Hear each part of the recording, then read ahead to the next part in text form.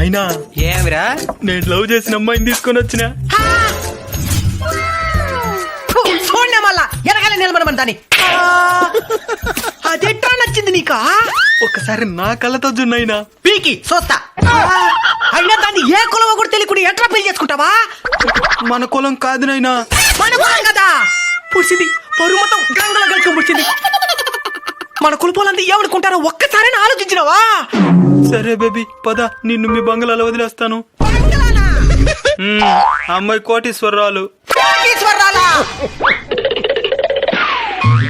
ఇంకా ఎందుకమ్మ నిలబడుకొని ఉంటావు? కూర్చో తల్లి. మన కులం కాదు కదా నైనా. ఈ కాలంలో కూడా ఏది కులం చూసేదే?